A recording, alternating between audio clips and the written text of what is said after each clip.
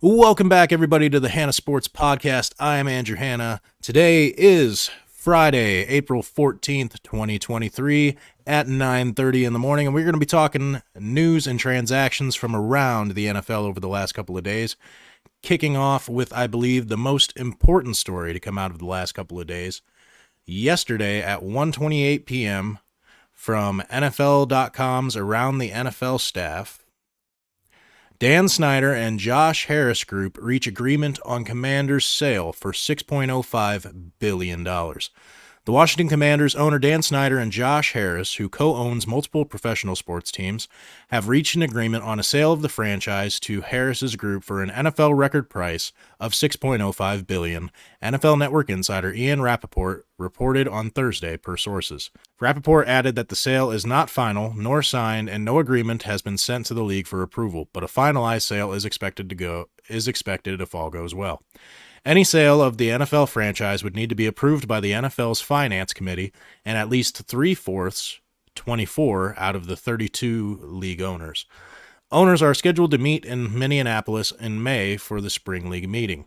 Harris, who co-owns the NBA's Philadelphia 76ers and NHL's New Jersey Devils and is currently a minority owner of the Pittsburgh Steelers, is the head of an investment group that includes Maryland businessman and philanthropist Mitchell Rales and NBA legend Magic Johnson. Snyder, who along with his wife Tanya has owned the Washington franchise since 1999, retained Bank of America Securities in November 2022 to explore a potential sale of the team.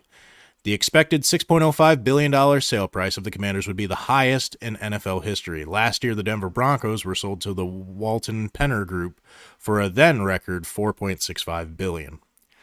Dan Snyder and the Commanders remain the subject of an internal league investigation led by former U.S. Attorney Mary Jo White, concurring allegations of workplace misconduct and potential unlawful financial conduct. In addition, the franchise recently settled lawsuits with Maryland and the District of Columbia over fans' season ticket deposit money. The NFL hired White to lead the investigation in February 2022 after Snyder was accused of sexual misconduct by a former team employee during a congressional roundtable. Snyder denied the allegations. White's investigation came after the league's initial independent investigation by attorney Beth Wilkinson's firm, which found Washington's workplace culture to be toxic. Snyder and the team were fined $10 million in July 2021, and the league said he turned day-to-day operations over to his wife, but no written report of Wilkinson's findings was released.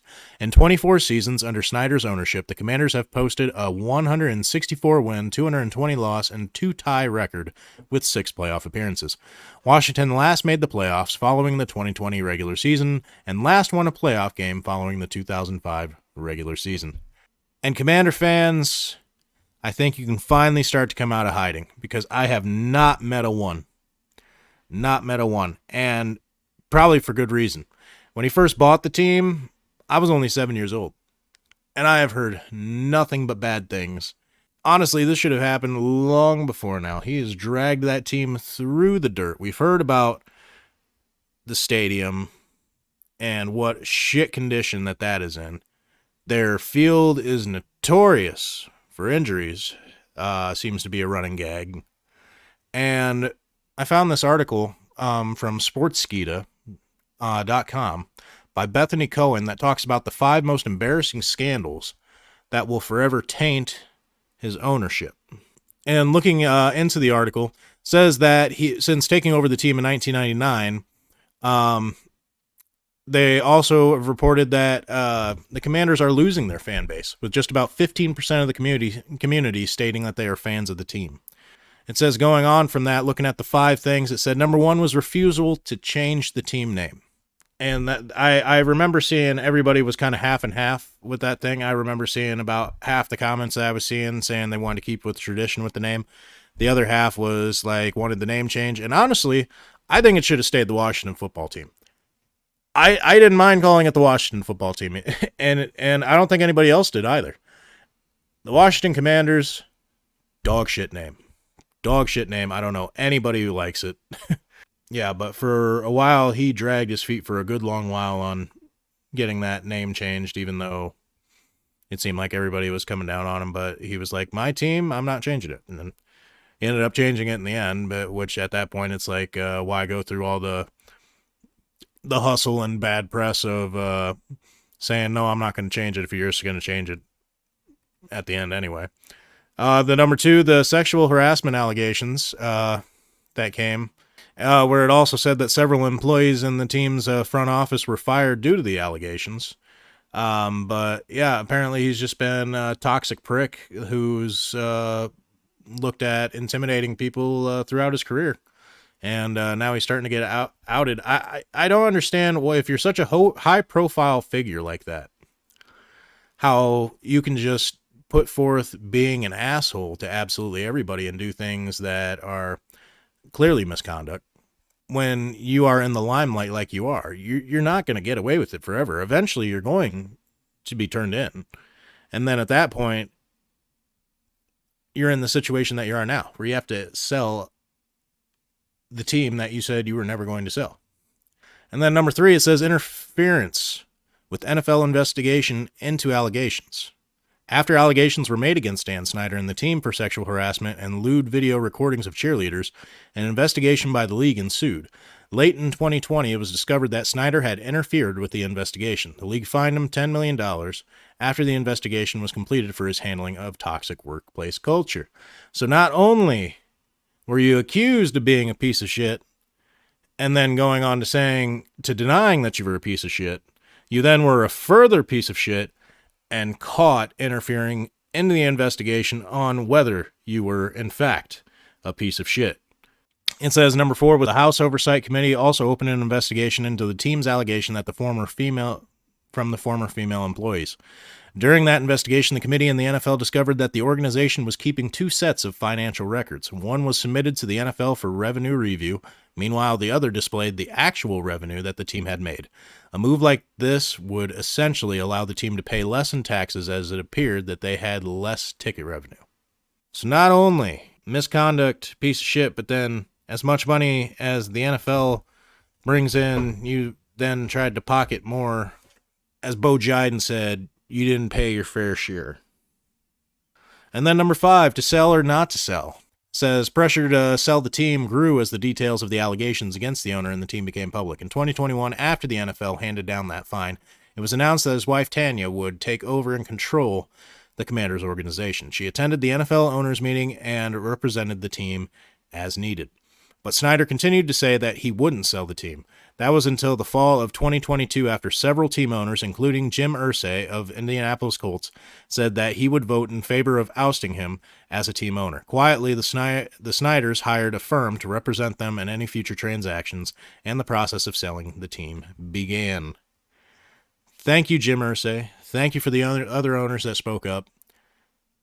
Washington fans will forever love you for this reason. And with good reason to be. At this point, I don't even know how you could get $6 billion for that organization. As bad as it's been ran, the state that it's in, the fan base basically in a crumpled mess because of having to deal with Snyder since '99, the stadium and the state that it's in. Hopefully, with new ownership, they could get something approved to get maybe a new field, get him out of that stadium because it's clearly a fucking wreck. Hopefully this all goes good. Since Dan Snyder took over in 1999, Washington Commanders are actually the sixth worst team when it comes to win percentage amongst the rest of the teams, winning only 42% of their games with that record of 164 and 220. So at this point, the only way that you can go is up right now if you're Washington. So kudos to them. It's going to be fun, I think, to see Magic Johnson in the NFL world. I believe I heard on Around the NFL podcast, they were talking about that Magic Johnson had mentioned that he'd won a ring in every major American sport so far, except for the NFL. If he can get that done, I wonder if any. I'm gonna look that up. I wonder if there's any other co-owner that has won a championship in all four of the major American sports leagues. He could be the first to do it, but that's a tall task to try to do of all the teams coming to the NFL ownership. I think Washington is going to be one of his more difficult challenges, but I'm sure he's up for it. But exciting times for Washington. And hopefully I will never have to hear that man's name again coming up in the headlines after this whole thing goes, because honestly, I'm just tired of hearing about Dan Snyder at this point, which I think most everybody else probably is. Moving on, an article that came out on April 11th by Nick Shook, around the NFL writer. Cardinals coach Jonathan Gannon wants to do what's best for DeAndre Hopkins while helping the team at the same time. DeAndre Hopkins' name has swirled in trade talks, but to this point, he remains with the Cardinals. He just might not be with them during offseason activities. New Cardinals head coach Jonathan Gannon spoke with reporters on Tuesday as his team began its offseason strength and conditioning program, which notably did not include Hopkins, who was instead working out on his own elsewhere. After following the same uniform approach regarding Hopkins at the NFL Scouting Combine, quote, I'm excited to have D-Hop on the team. Gannon's tone shifted a bit when asked if he expects to see the star receiver in Arizona this month, saying, we'll see him. I've been in communication with D-Hop. I want to do what's best for him and us at the same time. When he's ready to come, he'll come and improve his game too. Hopkins' first season with the Cardinals was a success, finishing with 1,407 yards and 6 touchdowns in 16 games in 2020. Since then, he's played a total of 19 games, dealing with injuries and sitting out due to a suspension related to a violation of the league's performance-enhancing substances policy. The regime that acquired Hopkins is now gone, with Gannon and general manager Monty Ossenfort replacing Cliff Kingsbury and Steve Keim. They have no attachment to Hopkins, who at 30 years old offers value to other receiver-needy teams. And at 30 years old, D-Hop, I think he's still got a lot left to provide. He's only about a month older than me. Leading up to before 2021, he had 6 1,000-yard seasons in 8 years before these last 2 seasons. And he was still semi-productive despite missing time for injury and, the suspension. He might just want to come back to the team and see what can be done with that, because I know that you want to go somewhere else, but the Cardinals ain't just going to trade you away for peanuts, or if they do, it'd be pretty foolish. But at the same time, who's going to open their pocketbook to willingly add $30.75 million cap hit on their books for a receiver who's entering his age 31 season and has had a little bit of trouble with injury? I get that he has a lot of talent, but that's a lot of money to throw on the books as well. And the Cardinals were willing to give you that money and to give you that opportunity. I think you just need to suck it up, and with as much money as you're costing the Cardinals on their cap, just fucking show up. Grow up. Honestly, that's how I feel about seeing most of these NFL players that want to just sit there and they're talking about Lamar sitting out this upcoming year because he can't come to an agreement with the Ravens on his contract, and it's like millionaire princesses is all I'm hearing. Or when I hear about all these NFL players that want to sit out or hold out, it's like you're making more money than generations upon generations of families will see in their lifetime. It's like, get the fuck over yourself. Go play ball. It's what you're paid to do. This article coming out Wednesday. Packers running back Aaron Jones on reworked contract. I didn't want to be greedy. This article coming from Kevin Patra, writer from Around the NFL. Green Bay Packers running back Aaron Jones took a pay shave before free agency began, agreeing to a reworked contract that lowered his salary from $16 million in 2023 to $11 million.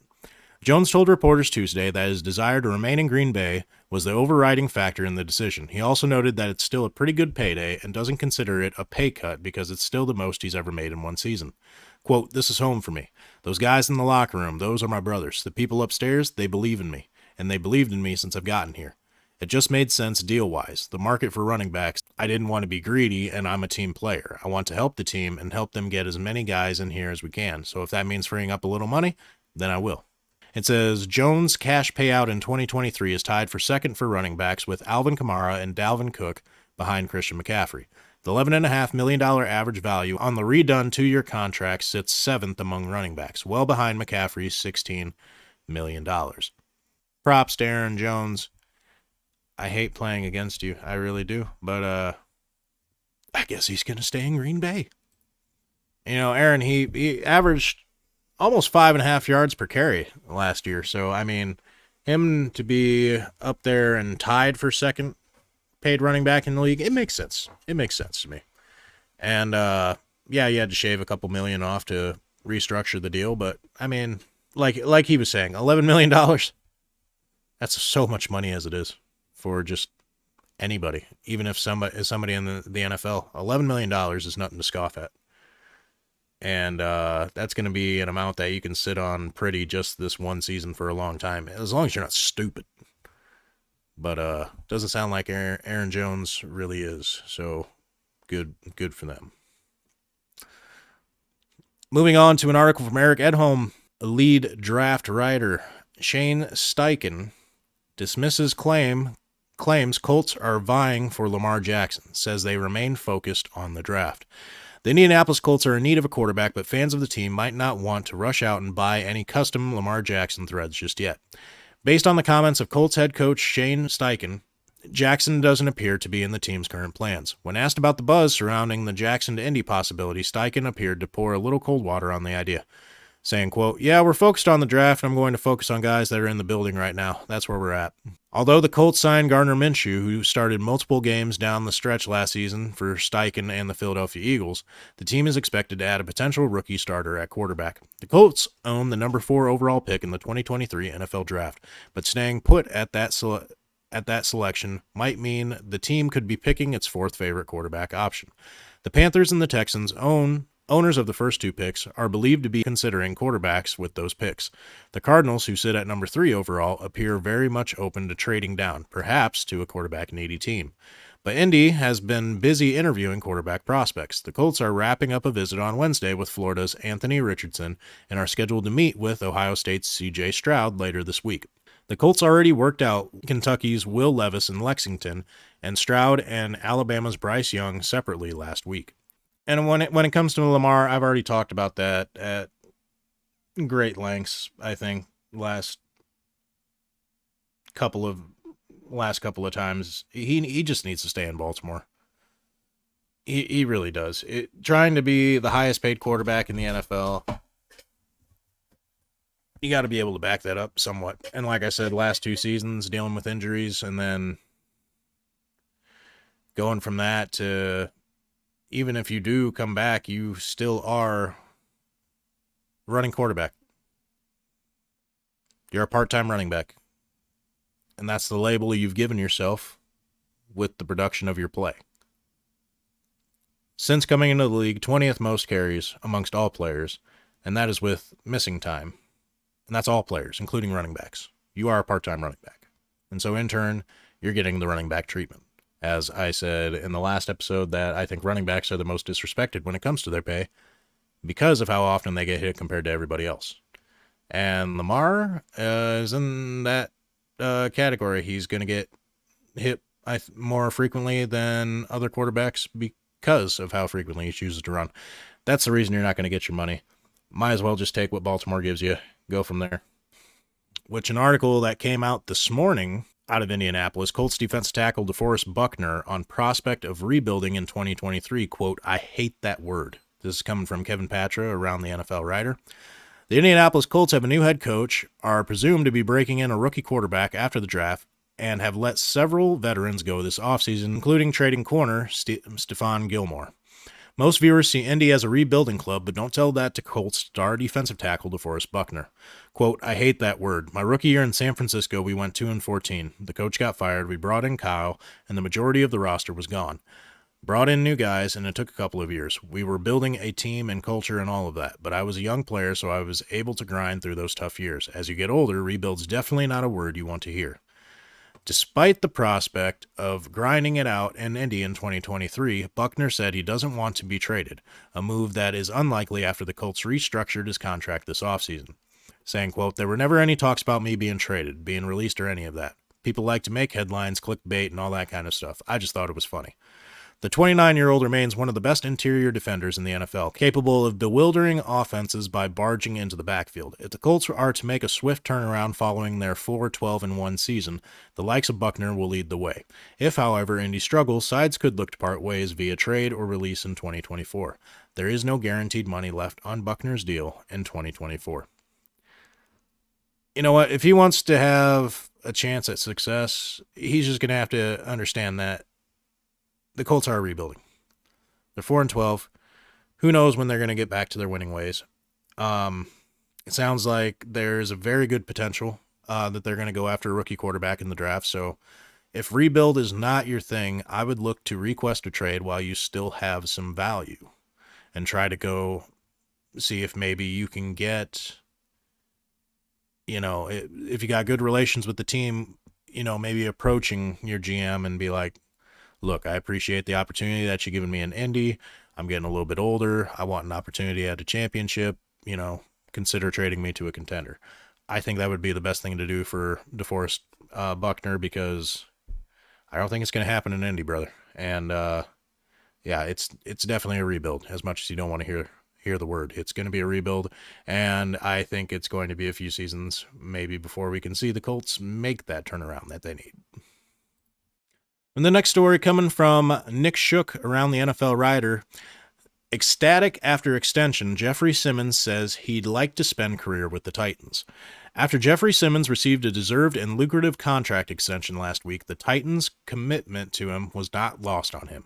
While speaking with reporters on Wednesday, the defensive tackle expressed gratitude and loyalty to the franchise that ignored health concerns when it selected him in the first round of the 2019 NFL Draft.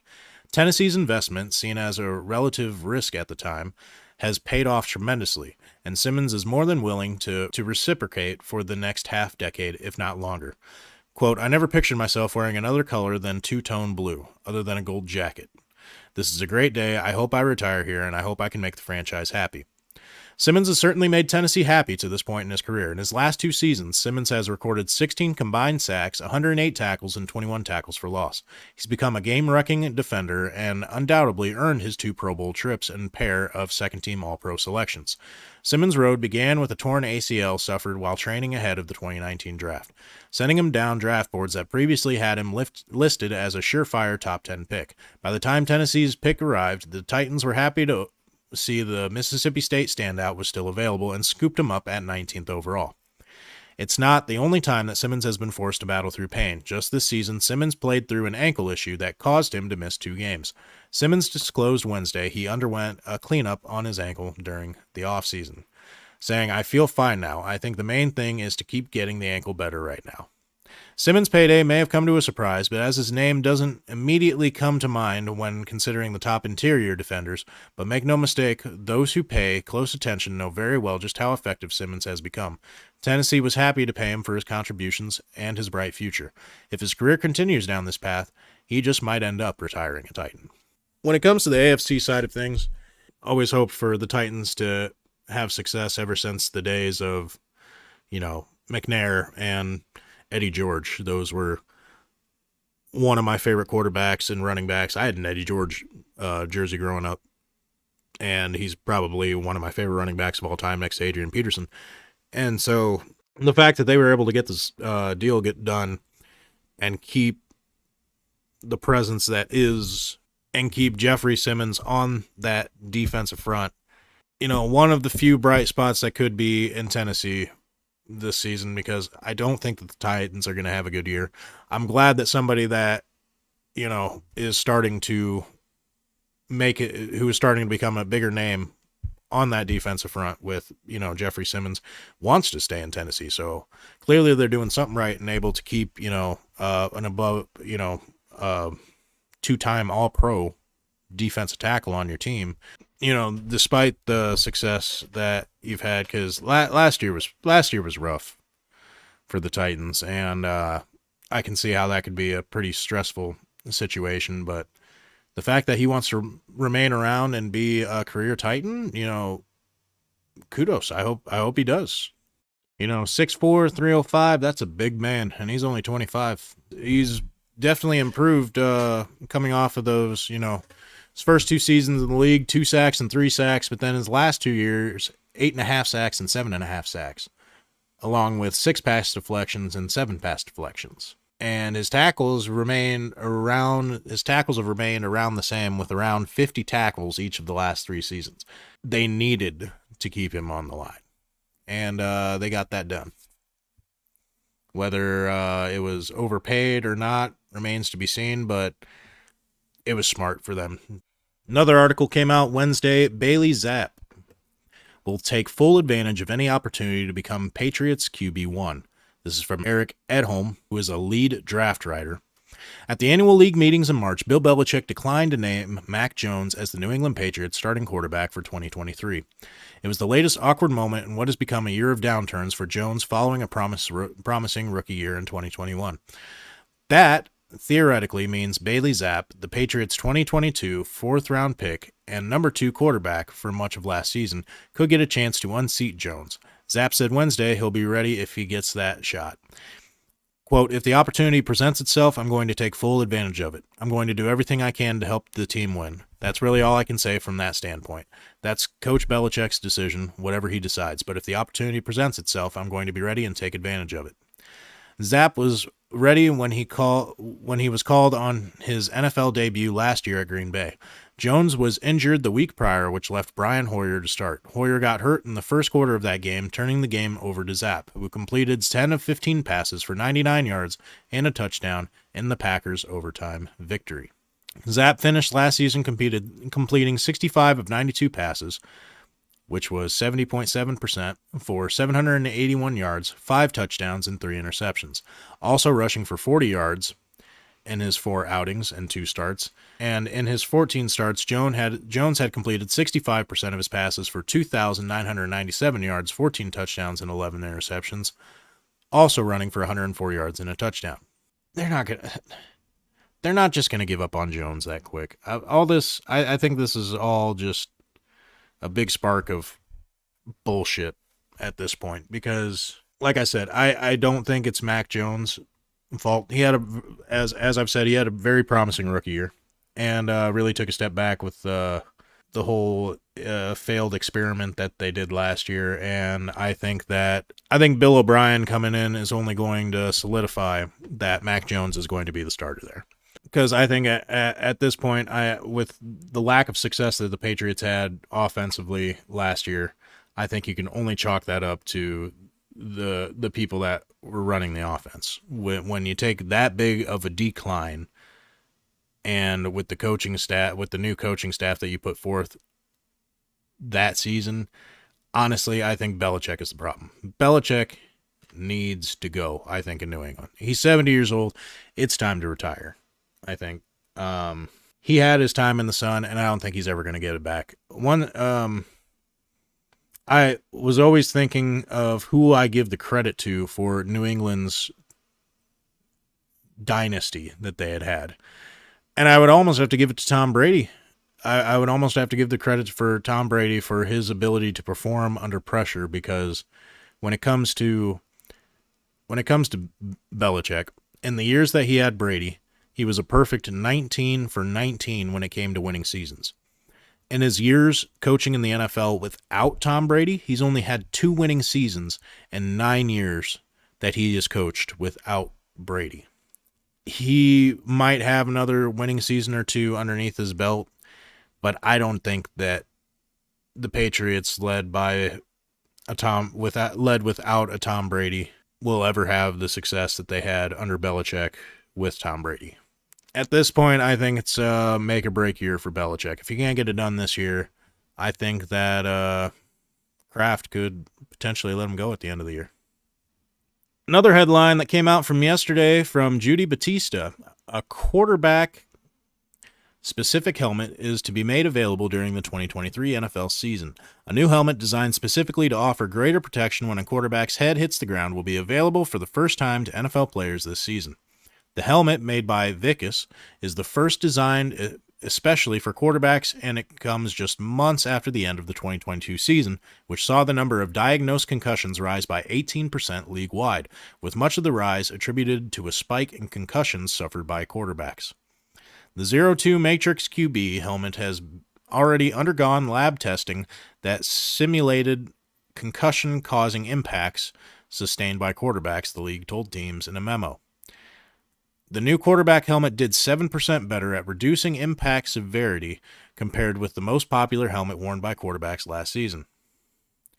Quote, the thing that distinguishes quarterbacks in their concussions is to have a disproportionate number of head-to-ground impacts that cause concussions.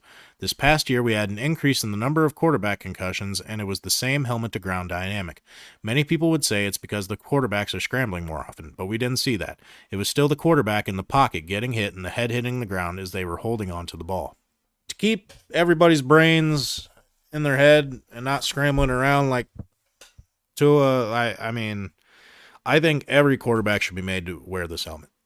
Every quarterback. I don't give a shit if this is the helmet I'm most comfortable with. I couldn't care less. The head issues, if they made a safer helmet, I think it needs to be a requirement. Not to be made available. It needs to be a requirement. If it is testing better than the most popular quarterback helmet last season, then it needs to be the helmet that is put on the quarterback. Because those guys, yeah, when they hit that ground and their head hits that ground just right, it's it just makes you think from the outside looking in as a fan, there's got to be a way to prevent so many of these concussions from happening. And if they found a helmet to get it done, to make it, a little less, then everybody should wear it. Next story coming out from Nick Shook, a writer from around the NFL, coming out yesterday. Buccaneers GM Jason Licht says team has no intention of trading linebacker Devin White after recent request. Devin White's recent trade request will not be fulfilled, at least not as of now. Buccaneers general manager Jason Licht said as much Thursday when speaking with reporters ahead of the 2023 NFL Draft, telling them he has no intention of moving White. Quote, I have all the respect in the world for Devin. He's done some great things for us as a player, and we look forward to more from him in the future, so he's on our team. We are looking forward to the season. We are gearing up for the season with the draft right now, free agency, and, looking forward to him being a part of this team. If he has the kind of year that we all think he's capable of, we can hopefully put this to rest, and everybody's happy. White's career has included a trip to the Pro Bowl and a stellar performance during Tampa Bay's run to a Super Bowl victory, but on a per-game basis, he hasn't been an elite defender. Still, Licht values White for what he brings to the Buccaneers, especially alongside veteran Lavonte David, whom Licht was able to retain this offseason. He knows it's not as simple as drafting and inserting a replacement. And, the last 3 seasons, he's been all over the field and had double-digit tackles. He had a step up last year from 2021 where he had 3.5 sacks. This last season had 5.5 sacks, had 2 forced fumbles, 3 fumble recovers last year. I mean, the guy's a stud. He might not be a big name in the NFL, but the guy's a stud. I hope that he can get it worked out there with Tampa because I think that he's fared off pretty well. Maybe not top of the line like he would be because he was the 5th overall pick for Tampa back in 2019. He puts forth solid numbers, and he's all over the field. If I'm the GM, you come to me and you request a trade, be like, look, let's sit down, let's have a talk about this, see what we can be done, see what's making you, if you're requesting a trade, you're clearly distressed about something. Let's figure out, let's get what the problem is, let's get back out on that field, let's put forth another solid season. But as of right now, no intention to trade him.